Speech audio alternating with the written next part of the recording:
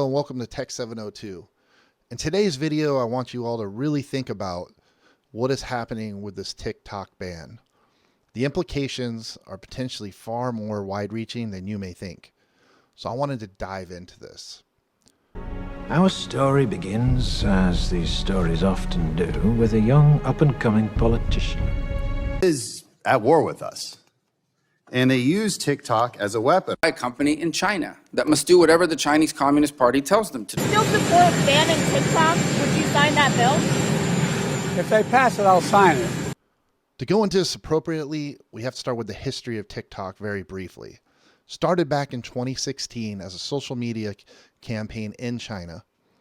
Didn't make it to the United States until 2017. Became super popular with young people. And by 2018, it was actually the most downloaded app of 2018, surpassing Facebook, Instagram, and Twitter. And it was formed by a company called ByteDance. The ban is basically premised around the dangers of TikTok and our privacy. Now, it started as kids dancing, oddball cooking, and humor, but it became controversial, not only for its addictive effect on people, but in some cases, exploitation, bullying, and in some cases even worse, unfortunately, occurred. But I have to ask you, is that completely unlike every other social media platform? Are there not bots and problems both socially and with the way that they regulate their platforms? So why the push to ban this one? Well, to understand the genesis of this ban, you must first understand who owns TikTok, which is ByteDance, a Chinese-based company. Now, just being a Chinese-based company doesn't tell this entire story. 19% of ByteDance is owned by its employees, 20% by the founders. 60% of this company is internationally owned, including Carlyle Group, American interests, and abroad. A mere 1% of this company is owned by the state of China and what is known as a golden share. Now, the golden share rule is something that's not really expanded upon when talking about this. Every large company in China is owned 1% by China as a government policy. They are a communist-ruled country. But what does the golden share actually mean? What this means is that at any time, the state of China can call upon the data, opening the books, if you will, to any company to investigate them, to verify they are not involved in treason, espionage, etc. They also may not enter any international agreements without the state's consent. As of today, in March, St. Patrick's Day, there has been no evidence presented that China has ever asked for any of this data. Seen no evidence that the Chinese government has access to that data. They have never asked us. We have not provided. So the U.S. is claiming that the data access itself is a security danger to us Americans. But wait a second. Have you guys heard of Project Texas? Project Texas is an initiative that TikTok itself took on, where it's begun migrating all of our U.S.-based data to Oracle, an American company, Oracle servers based out of Texas. This data would cumulatively hold all American data from the application of TikTok in a US-based landlocked server that would not be governed by China. For whatever reason, the US lawmakers largely choose to ignore this fact. So why the push now? What's in this bill against banning TikTok? It's not very specific, just talking in general terms. Well, the bill takes two-pronged approach.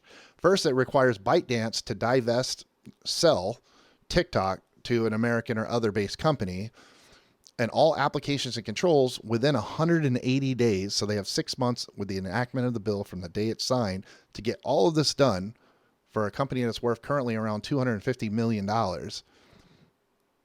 So secondly, if they don't adhere to this, it'll be completely banned in the United States 6 months from now, or from when it's passed. It also, though, here's the catch. It creates a process by which the executive branch, the presidential branch of the United States, has full control over any application or subsidiary that poses a threat to, quote, national security. Eventually, his party launches a special project in the name of national security. Now, why would this be a problem? I can't think of any time the government has ever overreached, persecuted a group, or got it wrong. Can you? Like this time last year where the NSA got caught buying troves of your data from all the social media companies. Well, newly released documents show the National Security Agency has been apparently buying internet data of Americans without warrants. Officials say the NSA has been buying web browsing data from commercial data brokers that include information about the websites Americans visit and the apps that we use. But it's okay for them to spy on us because it's in our best interest, right? They would never betray us or use that data against you. But I digress. This is about protecting us against China.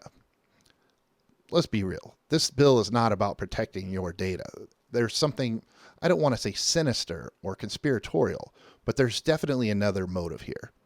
Because we are only a small step away from this being weaponized in the future to strike down political opponents or groups, anybody with counter ideology to whoever the current administration is. Maybe your guy's in the White House, maybe he's not. But there's going to be a point where he's not.